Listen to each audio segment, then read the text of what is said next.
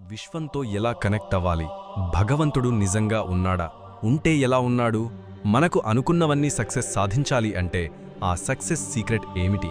అసలు ఈ విధంగా కనెక్ట్ అవ్వాలి?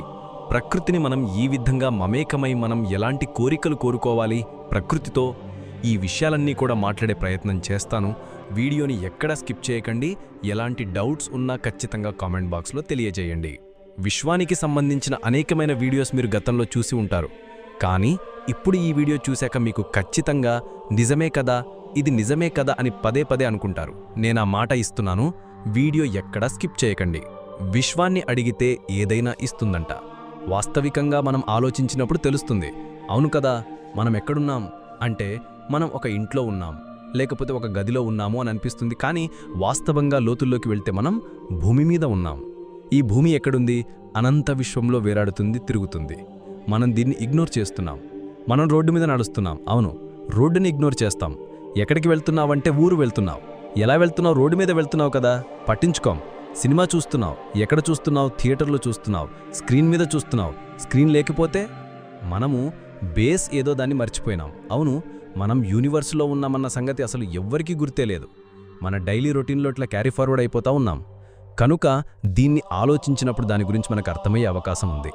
సరే, ఏమైనా ఇస్తుంది అనే దానికి ఒక ప్రాతిపదిక ఉండాలి కదా. మనకి దానికి బేస్ ఏంటి, అది ఎలా మనకి కనెక్షన్ ఉంది, యూనివర్స్కి మనకి కనెక్షన్ ఎలా ఉంది అనేది కొంచెం ఆలోచించినప్పుడు మనం రెగ్యులర్గా నేచర్లో ఉన్నాం. నేచర్ నుంచి మనం శ్వాస తీసుకుంటున్నాం, బ్రీతింగ్ ఎయిర్ వస్తుంది. తర్వాత భూమి మీద ఉన్నాం అంటే పంచభూతాలతో మనం కలిసి ఉన్నాం.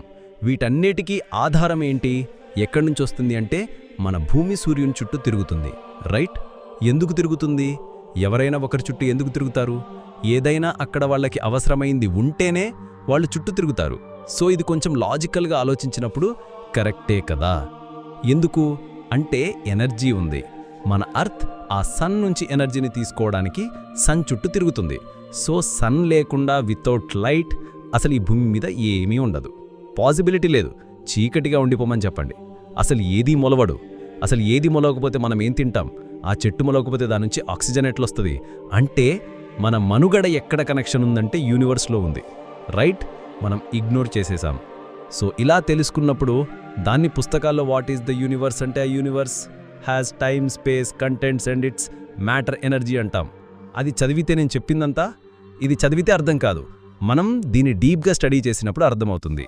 సో ఆ విధంగా విశ్వం గురించి స్టడీ చేయాలి. ఓకే, మనం ఎక్కడున్నాం ఏంటని స్టడీ చేయాలి. అది ఖచ్చితంగా ప్రతి ఒక్కరూ యూనివర్స్ గురించి స్టడీ చెయ్యాలి. మనమున్నాం, ఖచ్చితంగా తెలుసుకుని తీరాల్సిందే. ఇది ఫస్ట్. సెకండ్ థింగ్, ఎలా కనెక్ట్ అవ్వాలి? సో ఇలా అయిన తర్వాత మనకి యూనివర్స్కి ఒక కమ్యూనికేషన్ ఉంది. అది ఎక్కడి నుంచి వెళ్తుంది అనేది అబ్జర్వ్ చేయాలి. ఇప్పుడు మనం ఏమీ అడగకుండానే మన లోపలికి శ్వాస వెళ్ళిపోతుంది. మనం అడగట్లేదు. ఉచ్ఛ్వాస ప్రతిసారి అడుగుతున్నామా? అదే భోజనం కావాలంటే అడుగుతున్నాం. అవును, ఏదైనా వస్తువు కావాలంటే అడుగుతున్నాం. కానీ కొన్ని యూనివర్స్ మన కోసం స్వేచ్ఛగా చేసేస్తుంది. అవి మన చుట్టూ ఒక ప్రకృతిని సృష్టించి మన కోసమే పనిచేస్తూ ఉంది. When we want something, universe, all the universe conspires to achieve it. All the universe conspires to help you achieve it. Okay, ఇది నిరంతరం మనం ఏదైనా ఒకటి అడిగామనుకోండి, అది సాధ్య అసాధ్యాలను చూస్తుందన్నమాట. దీన్ని ఈ క్వశ్చన్ రైజ్ అవ్వగానే ఏదైనా ఇస్తుంది అని ఒక ఐడియా రాగానే ఫస్ట్ డబ్బులు అడగచ్చు, పిఎం అవ్వచ్చు, సీఎం అవ్వచ్చు. కరెక్ట్. సేమ్ ఇదే క్వశ్చన్కి ఆన్సర్ చేయబోతా ఉన్నా నేను పిఎం అయిపోవాలి. ఎలా పిఎం అవుతావు? పాసిబిలిటీస్ చూస్తుందన్నమాట. మీరు పిఎం ఎందుకు అవ్వాలనుకుంటున్నారు? అది పవర్ ఉంది, ఆ పవర్ తోటి నేను ఏదైనా చేయొచ్చు అని అనుకుంటున్నారు. యూనివర్స్ ఏం చెప్తుందంటే యూనివర్స్కి ఏదీ కూడా అగెనిస్ట్గా పని చేయకూడదు. మీరైనా, నేనైనా, ఎవరైతే యూనివర్స్లో ఉన్న నేచర్కి కానీ, నేచర్లో ఉండే ఏ ప్రాణికి కానీ మనం ఏదైనా హర్ట్ చేస్తే ఖచ్చితంగా దాని మీద రియాక్షన్ ఉంటుంది. మనకి తెలియకుండా మన మీద పడిపోతూ ఉంటుంది. అంటే కాన్స్పైర్స్ అన్నాం కదా, when we ask something, universe conspires అంటారు. అంటే రహస్యంగా పనిచేస్తుంది. Okay, conspires helping you to achieve it. నిన్ను రహస్యంగా నీకు కావలసిన వాటిని అందిస్తుంది. శ్వాస అందిస్తుంది, నువ్వు నిద్రపోయినప్పుడు నిన్ను కాపాడుతుంది. యూనివర్స్ సంరక్షణలోనే ఉన్నాం మనం. అవునా? అసలు మనకి భూమి మీదికి పంపించే అవకాశం ఇచ్చింది కూడా యూనివర్సే. So great. ఓషో గారు ఏమంటారంటే I have visited this planet అంటాడు. అంటే నేను వచ్చి వెళ్ళిపోయానయ్యా అంటాడు. ఎక్కడి నుంచి వచ్చామో ఎక్కడికి వెళ్ళిపోతానో ఎవ్వరికీ తెలియట్లా. ఇక్కడున్నదాన్ని మధ్యలో భాగం మాత్రమే మాట్లాడుతున్నాం. కాబట్టి కనెక్ట్ అవ్వాలి అంటే వీటన్నిటిని ఫస్ట్ పరిశీలించాలి. ఈ కనెక్షన్ ఎక్కడ కనెక్ట్ అయి ఉంది, ఇలా మన లోపలికి ఎలా వస్తుంది, ఎలా వెళ్తుంది అనేది బాగా అబ్జర్వ్ చేసినప్పుడు మనం యూనివర్స్తో కనెక్షన్ కలిగి ఉన్నాం. అయితే నేను అడిగినవన్నీ ఎందుకు జరగట్లేదు, ఇదే కదా నెక్స్ట్ మనకు వచ్చే డౌట్. మనం అడిగినవన్నీ ఎందుకు జరగట్లేదు, అందులోనూ మనం యూనివర్స్ ఏది అడిగితే అది మనకి ఇవ్వాలి కదా. అయితే మన కాన్సెప్ట్ అదే కదా. మనం ఆలోచించాల్సింది ఏంటంటే మన పిల్లలకి మనం అడిగినవన్నీ ఇస్తామా, ఏది అవసరమో అదే ఇస్తాం. దీనికి యూనివర్స్ కూడా ఆలోచిస్తుంది. నీకు ఏది అది ఇస్తుంది ఆల్రెడీ. ఓకే, నీకు శ్వాస అవసరం, నువ్వు ఉండడానికి ఒక ఇల్లు అవసరం, దానికి కావలసినటువంటి నేచర్ అవసరం బయట.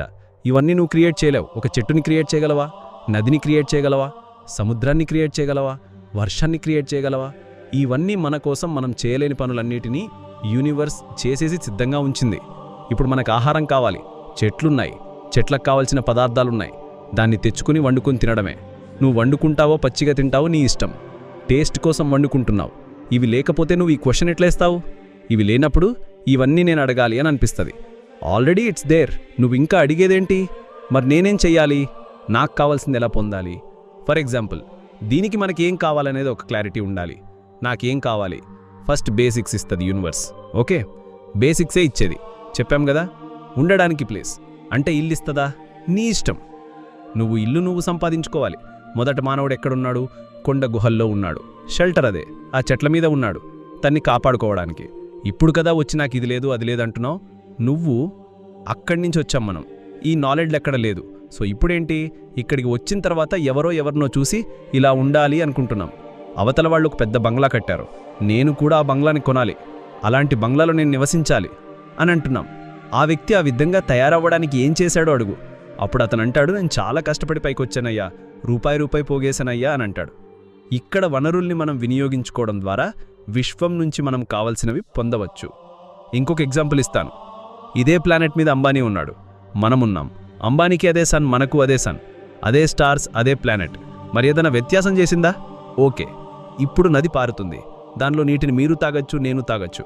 అంటే నేచర్, యూనివర్స్ నేచర్ని మన కోసం సిద్ధంగా ఉంచింది. ఓకే, తెలివితేటలున్నవాడు దాన్ని డబ్బుగా మార్చుకోవాలనుకున్నవాడు దాన్ని బాటిల్లో ప్యాక్ చేసి ఎవరికైనా డబ్బులకు అమ్ముకుంటాడు. కావాల్సింది ఇచ్చిందా లేదా? యూనివర్స్ ద్వారానే వచ్చింది. కానీ యూనివర్స్ నాకు ఇవ్వలేదు అంటాడు. యూనివర్స్ నీకేమిచ్చింది అంటే కాన్షియస్నెస్ ఇచ్చింది. చిన్నప్పుడు లేదు, ఇప్పుడుంది. ఓకే, సో యూనివర్స్ నుంచి ఏదైనా పొందాలి అంటే మన కాన్షియస్నెస్ని యూనివర్సల్ కాన్షియస్నెస్తో ఆలోచించాలి. యూనివర్స్ ఏం చేస్తుంది, నేను దానికి ఏం చేయాలి, ఏం రిసోర్సెస్ ఇచ్చింది, దాన్ని నేను ఎట్లా యూటిలైజ్ చేసుకోవాలి. ఓకే, ఈ కాన్షియస్నెస్ లేనివాడు ఏం చేస్తాడంటే నాకేమీ ఇవ్వలేదు, ఇదంతా కొట్టిపాడేస్తాడు. సో యూనివర్స్తో మనం ఎలా కనెక్ట్ అవ్వాలి అనేది ఈ వీడియో ద్వారా తెలుసుకున్నాం. అందరికీ షేర్ చేయండి. ఇలాంటి వీడియోస్ కోసం ఛానల్ని సబ్స్క్రైబ్ చేసుకోవడం మర్చిపోకండి.